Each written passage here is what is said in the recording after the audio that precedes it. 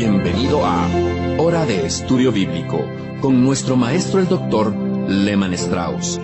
Este estudio es el resultado del tiempo personal con el Señor, el ministerio pastoral y la experiencia en conferencias bíblicas del Dr. Lehman Strauss. Él nos instruye y alienta con la enseñanza de la palabra de Dios. Ahora, el Dr. Strauss. Muchas gracias y muchas gracias a usted, estimado oyente, por sintonizar Hora de Estudio Bíblico una vez más. Hoy vamos a comenzar una serie de estudios bastante larga en la epístola del apóstol Pablo a los romanos. Y voy a pedirle que cada vez que encienda su radio y tenga allí nuestro programa, tenga a mano su Biblia. Vamos a tener un estudio versículo por versículo a través de esta maravillosa epístola que el apóstol Pablo le escribió a la iglesia en Roma. Ahora bien, antes de comenzar con nuestro estudio, vamos a orar a Dios. Amado Padre, te agradecemos y alabamos por nuestro amado Salvador, que nos amó y nos libró de nuestros pecados con su preciosa sangre derramada en la cruz. Padre, sabemos que hay muchos oyentes que están pasando por momentos difíciles, por distintas pruebas que nosotros incluso desconocemos, pero tú lo sabes todo y conoces cada caso en particular. Tú no estás ajeno a nuestros problemas e incapacidades. Así que, Señor, te pedimos por cada uno de nuestros oyentes en este día, los enfermos, los ancianos, los que están presos. Oramos como nos dice tu palabra, sobrellevad las cargas los unos a los otros. Padre, también oramos por las amas de casa que nos escuchan, por las familias en general. Padre, el deseo de nuestro corazón es animar los corazones de los desanimados y ministrar tu palabra por medio de este programa radial. Utilízalo, Dios, para tu gloria y que muchos puedan encontrar ayuda en este mensaje. Te pedimos que la epístola a los romanos sea de suma edificación para los creyentes y de luz, la luz del Evangelio para aquellos que todavía no conocen a Cristo como Salvador. Te pedimos todo esto, Señor, en el nombre del Señor Jesús. Amén. Muy bien, abra su Biblia, por favor, en la epístola de Pablo a los romanos. Es muy importante y necesario que hagamos una introducción a esta epístola antes de comenzar con el texto bíblico. Uno no comienza un libro como Romanos sin decir nada al respecto. Se necesita una base previa, se necesita una base, una introducción. Y para tener esa base hace falta un poco de trasfondo y de información. En el año 1534, William Tyndale dijo en su prólogo a la epístola de los romanos varias cosas muy interesantes en cuanto a este libro. Una de sus declaraciones fue: ninguna persona puede leer Romanos demasiadas veces o estudiarlo muy bien. Siempre nos quedamos cortos, ¿eh?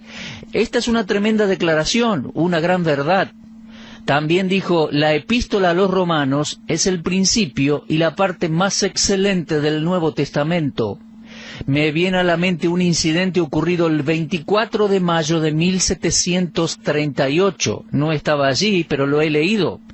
Un misionero entró a una reunión en una iglesia en Londres y en esa reunión se produjo un milagro. Él escribió luego en su diario: sentí calidez en mi corazón, sentí que confié en Cristo y solamente en Cristo para ser salvo. Y en ese momento tuve la seguridad de que el Señor quitó mis pecados y me salvó de la ley del pecado y de la muerte. Ahora, mis amigos, ese era el testimonio personal de John Wesley. Él era aquel misionero que entró en aquella reunión y el mensaje que escuchó esa noche era el prefacio del comentario de Martín Lutero en el libro de los Romanos. Unos meses antes, Wesley había escrito en su diario: fui a Norteamérica a evangelizar a los indios, pero ¿quién me va a evangelizar a mí? Aquella noche del 24 de mayo de 1738, en la calle Aldeas, su pregunta halló una respuesta. Y como resultado, con Wesley convertido en un verdadero cristiano, tuvimos el avivamiento de Wesley, que inundó Inglaterra con el Evangelio y transformó aquella nación entera con el Evangelio en aquella generación. Ahora, todo esto ocurrió como resultado de leer y exponer la epístola de Pablo a los romanos. Y al mencionar esto, solo quiero que vea cuán importante e impresionante es esta epístola. Espero que el estudio de la misma sea de mucha bendición para usted. Déjeme contarle que históricamente la carta a los romanos ha sido la base de muchos avivamientos. Creo que fue cuando la iglesia medieval, por decirlo así, hizo un alto y reconoció el mensaje liberador de la Biblia por medio de Martín Lutero, que comenzó lo que hoy llamamos la Reforma Protestante. Todo sucedió como resultado de una gran verdad descubierta en el libro de los Romanos. Ahora, la epístola a los romanos está a la puerta de las demás epístolas. No fue la primera epístola que Pablo escribió. Creo que la primera fue Primera Tesalonicenses, pero Romanos es la primera en el orden de las epístolas del Nuevo Testamento en cuanto a temática.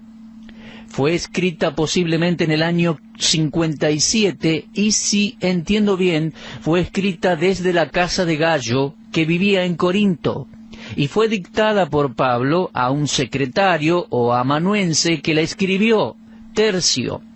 Creo que eso lo podemos leer en capítulo 16 de la carta, versículos 22 y 23. Romanos contiene las verdades básicas de la fe cristiana.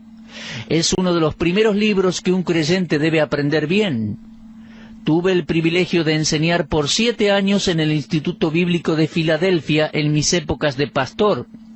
Y después, Lehman Strauss, cuando se mudó a la ciudad de Detroit, enseñé por varios años en el Instituto Bíblico de Detroit, a donde era profesor de epístolas del Nuevo Testamento.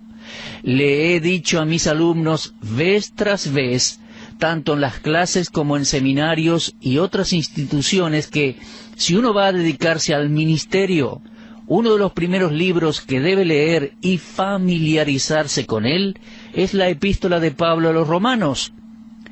Uno debe comenzar con el capítulo 1 y versículo 1 y no parar hasta llegar al capítulo 16.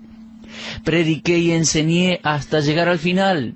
Se trata de la base, el fundamento de nuestra fe cristiana. Y creo que al decir esto le he dado un buen consejo a esos jóvenes, y se lo doy a usted también. Sabe, jamás va a encontrar un predicador liberal enseñando el libro de Romanos. Uno no encuentra neoevangélicos y liberales y nuevas tendencias estudiando y predicando Romanos, porque se estarían condenando ellos mismos. Yo no conozco a nadie ni escuché de nadie que esté en una secta o que haya sido arrastrada a una nueva tendencia, que haya comprendido las enseñanzas del libro de Romanos. ¿Se da cuenta cuán esencial es este libro para cada uno de nosotros? Ahora, permítame decir algo en cuanto a Roma. Antes de comenzar con el estudio de la palabra, vamos a considerar Roma. El origen de la iglesia en Roma es, históricamente hablando, un poco incierto. No hay registros concretos y solo podemos especular sobre la fecha del comienzo de esa asamblea. No sabemos en realidad bien cuándo y cómo comenzó. Cuando la epístola a los romanos se escribió, sabemos que esa iglesia ya tenía cierta reputación. Eso lo sabemos al leer el versículo 8 del capítulo 1, cuando Pablo dice: primeramente doy gracias a mi Dios mediante Jesucristo con respecto a todos vosotros, de que vuestra fe se divulga por todo el mundo. Allí Pablo se refería al mundo conocido de aquella época. Ellos sabían que había una iglesia en Roma. Sabían que personas habían creído el Evangelio de Cristo en Roma y allí se congregaban. De eso habla Pablo allí en Romanos 1, versículo 8. Algunos creen que Pedro fue el fundador de la iglesia en Roma y que fue el primer papa. Bueno, eso no puedo aceptarlo por varias razones. En primer lugar, en la salutación del último capítulo, Pablo saluda a 27 personas por nombre. Cuando uno llega al capítulo 16, repito, encuentra 27 individuos mencionados. y no tendría sentido que Pedro haya estado allí y Pablo no hubiera mencionado su nombre. La ausencia del nombre de Pedro en la última parte de la epístola, a donde se mencionan tantas personas, me dice algo, nos debe decir algo. En segundo lugar, Pablo declara que su propósito en esta vida era predicar el Evangelio en donde no se había predicado antes. En el capítulo 15, versículo 20 dice: «De esta manera me esforcé a predicar el Evangelio, no donde Cristo ya hubiese sido nombrado, para no edificar sobre fundamento ajeno». En los mismos capítulos observamos que Pablo quería ir a Roma y luego fue a Roma. Ahora, si el apóstol Pedro ya estaba ahí, Pablo no hubiera mirado en esa dirección. Además, creo que el doctor Lucas, quien escribió el Evangelio de Lucas y también luego el libro de los Hechos, era un historiador minucioso, guiado por el Espíritu Santo al escribir. Pero él no dijo en ningún momento que Pedro haya fundado la iglesia en Roma.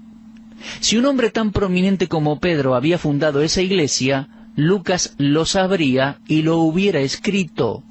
Entonces, ¿cómo se fundó la iglesia en Roma? Bueno, déjenme especular un poquito.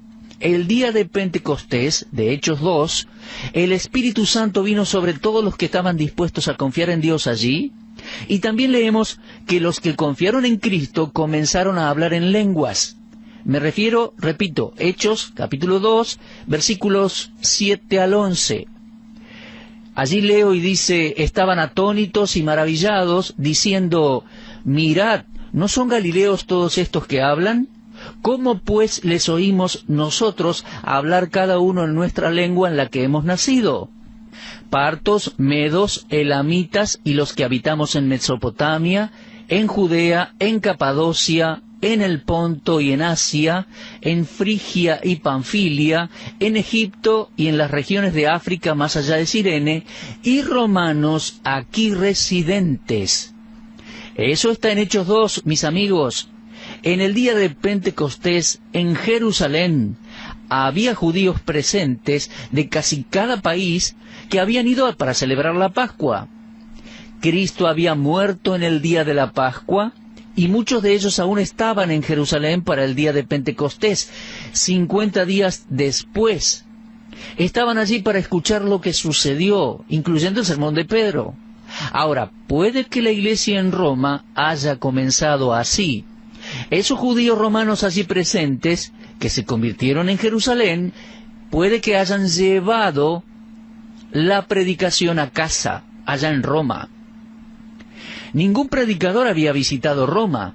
No encontramos en ningún lugar del Nuevo Testamento que sugiera siquiera que Pedro alguna vez haya ido a predicar el Evangelio de Cristo en Roma. Así que según Hechos capítulo 2, versículos 7 al 11, podemos decir que los judíos que estaban en Jerusalén para la Pascua y que estaban presentes en la predicación de Pedro y recibieron el Espíritu, muchos de ellos regresaron a Roma como creyentes nuevos, y de esa manera le deben haber predicado el Evangelio a sus familiares y amigos, y fue comenzando la iglesia en Roma. Es probable. Ahora, hubieron otros creyentes que también fueron a Roma, entre ellos, por ejemplo, Priscila y Aquila. Los encontramos mencionados en el capítulo 18 de Hechos, cuando estaban en Éfeso, a donde le explicaron con más claridad el camino del Señor a Apolos. Pero en el saludo del último capítulo de Romanos, encontramos a Aquila y Priscila en Roma. Pablo los saluda de una manera muy particular. Escuche, por favor, lo voy a leer allí, en Romanos 16, versículos 3 al 5. «Saludad a Priscila y a Aquila, mis colaboradores en Cristo Jesús, que expusieron su vida por mí, a los cuales no solo yo doy gracias, sino también todas las iglesias de los gentiles. Saludad también», preste atención en esto, «saludad también a la iglesia de su casa». Es probable que la iglesia en Roma no fuera en aquel momento un cuerpo de creyentes organizado, sino un cuerpo de creyentes que se reunía en distintas casas, probablemente a través de la ciudad, como era el caso particular del hogar de Priscila y Aquila. Ahora, puede que hayan habido allí, en Roma, muchos grupos pequeños, pero la cuestión es que Pedro, hasta donde la Biblia nos dice, no tuvo nada que ver con la fundación de la iglesia en Roma. Así que aquellos que quieren hacer a Pedro el fundador de la iglesia en Roma, no tienen ninguna base bíblica para decir algo así. Aparentemente fueron las personas que recibieron a Cristo el día de Pentecostés en Jerusalén los que llevaron el Evangelio por primera vez allá en su regreso a Roma, luego otros como Priscila y Aquila, y de esa manera fue comenzando el ministerio de la predicación del Evangelio allá. Bueno, ahora sí vamos a ir al texto bíblico. Una de las palabras claves en la epístola a los romanos es la palabra evangelio. Y quiero destacar una y otra vez, porque la va a encontrar al menos 13 veces. Muy importante. La epístola comienza con el evangelio en el versículo 1. Dice, Pablo, siervo de Jesucristo, llamado a ser apóstol, apartado para el evangelio. Al principio de la epístola, capítulo 1, versículo 1. Y después, al finalizar la epístola, en el último capítulo, la encuentra de nuevo.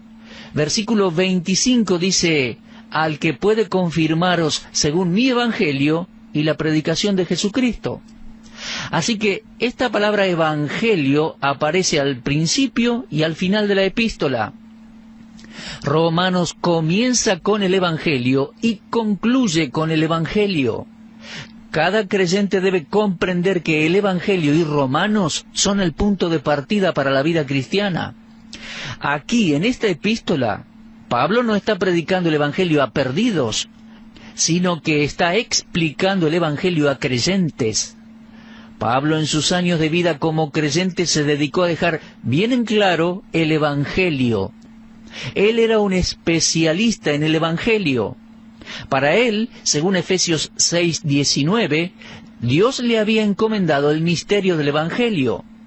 Entonces, al estudiar esta epístola, en realidad estamos estudiando lo que el Espíritu Santo les enseña a los creyentes en cuanto al evangelio, habiendo utilizado a Pablo desde luego. Recuerde, no se trata de una predicación del evangelio a incrédulos, sino que Romanos es una explicación del evangelio a los creyentes. Ahora bien, vamos a comenzar capítulo 1, versículo 1. Nos encontramos aquí con el estatus de Pablo, tal como lo refleja la epístola. Dice, Pablo, siervo de Jesucristo, llamado a ser apóstol. Ahora, piense por un momento en esta introducción a la epístola. Pablo, siervo de Jesucristo.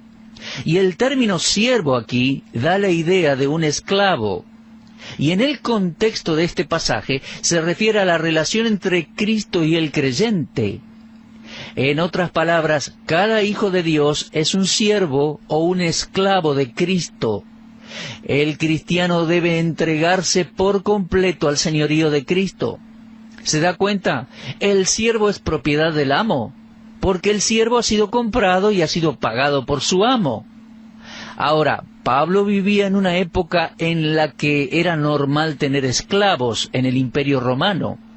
No se trataba de esclavos que estaban en esclavitud en contra de su voluntad, sino que eran siervos y eran comprados y pagados, y en muchas ocasiones tenían una muy buena relación con sus amos. En 1 Corintios 6, 19 y 20 leemos, ¿O ignoráis que vuestro cuerpo es templo del Espíritu Santo, el cual está en vosotros, el cual tenéis de Dios, y que no sois vuestros? Porque habéis sido comprados por precio, glorificad pues a Dios en vuestro cuerpo y en vuestro espíritu, los cuales son de Dios. En 1 de Pedro 1, 18 y 19 leemos, sabiendo que fuisteis rescatados de vuestra vana manera de vivir, la cual recibisteis de vuestros padres, no con cosas corruptibles como oro o plata, sino con la sangre preciosa de Cristo. ¿Se da cuenta, estimado oyente? Pablo, al igual que todos nosotros que creímos, reconocía el señorío de Cristo en el momento de su conversión. Cuando Pablo fue salvo en el camino a Damasco, tal como lo leemos en Hechos 9, lo primero que dijo al salvarse fue: Señor, ¿qué quieres que yo haga? Una vez salvo, él dijo: Señor, ¿qué quieres que yo haga? Y desde ese momento Pablo no consideró tener derechos propios. Siempre se vio como un siervo, un esclavo de Cristo, y se trataba de una esclavitud de la cual no quería librarse. Déjeme decirle que en el capítulo 21 del libro de Éxodo tenemos la historia de los esclavos hebreos. Voy a leerle allí, Éxodo 21. Estos son los derechos de las personas y esclavos. Si comprares siervo hebreo, 6 años servirá, mas al 7º saldrá libre de balde. Esa era la ley de Moisés. No abolía la esclavitud. Simplemente decía que en el 7º año, el esclavo que había sido comprado quedaba libre. Ahora, dice después: si comprares siervo hebreo, 6 años servirá, mas al 7º saldrá libre de balde. Escuche bien eso. Voy a leer Éxodo 21:5. Y si el siervo dijere: yo amo a mi señor, a mi mujer y a mis hijos, no saldré libre, entonces su amo lo llevará ante los jueces. Y sabe, ese esclavo tendría el derecho de quedarse. La única manera que podía quedarse con su esposa e hijos era quedándose con los que lo compraron. Fíjese que dice: amo a mi señor, no quiero salir libre. Y eso, amigos, tiene que ser una realidad para cada hijo de Dios hoy en día. Cada uno de nosotros debe decir: amo al Señor Jesús, no quiero ser libre de Él. Librarse de Cristo sería volver a la antigua vida de pecado. Pablo dijo: soy un siervo de Cristo y quiero serlo para siempre. Mis amigos, esa es la introducción a esta epístola. Pablo, siervo de Jesucristo, esclavo voluntario. En cuanto a mí, Dios me salvó hace muchos años y he sido un siervo de Jesucristo, no a la fuerza, sino voluntariamente. No quiero ser ni hacer ninguna otra cosa, hasta el día en que muera o que Cristo venga por mí. Sea que yo muera primero o que el Señor nos venga a buscar, quiero ser un siervo voluntario del Señor Jesucristo. Uno no puede recibir mayor honor que ese. No hay privilegio más grande que ser esclavo, siervo del Señor Jesucristo. Y así tenemos la introducción a la epístola a los Romanos, a donde Pablo dice que es un siervo de Cristo. Creo que es una de las introducciones más impresionantes que leí. Amigos, jamás quisiera ser otra cosa. Por la gracia de Dios soy lo que soy. Cuando Pablo escribió esta carta a los romanos, estaba escribiendo a una iglesia que no lo conocía en persona. Y él saca esta credencial. Se llama y se presenta a sí mismo como un esclavo de Cristo. Ahora bien, hay 2 trasfondos en esta palabra esclavo que me gustaría mostrarles ya terminando nuestro programa. En primer lugar, el título favorito de Pablo para Cristo es Señor. En el griego la palabra Señor describía a alguien que poseía sin disputas una persona o una cosa. Significaba amo y dueño en el sentido más absoluto. Ahora, el antónimo de Señor es esclavo o siervo. Y Pablo dice que es un siervo de Cristo. Cristo era su amo, su Señor. Jesús amó a Pablo y se entregó por Pablo. Por lo tanto, Pablo se aseguró de pertenecerle a Jesús. Pero, en segundo lugar, la palabra siervo tiene otro significado, y es la voluntad de entregarse a la persona que lo adquirió, ponerse absolutamente a su disposición y servicio. Ahora, mis amigos, voy a preguntarles, cerrando el programa de hoy, ¿pueden ustedes decir, al igual que Pablo, soy un siervo de Cristo? ¿Puede usted, mi estimado oyente, decir con Pablo que Dios lo salvó? Yo personalmente he confiado en Cristo como mi Salvador personal. Él me compró con su sangre, me amó y se entregó por mí, y ahora yo voy a amarle y entregarme por Él. Ese es el significado de la palabra siervo. Bueno, el tiempo ha avanzado por hoy. Mi amigo, espero que conozca a Cristo como Salvador. Hoy cerramos el programa, pero estamos comenzando con la base de nuestro estudio en Romanos, y creo que va a ser de mucha ayuda para todos nosotros.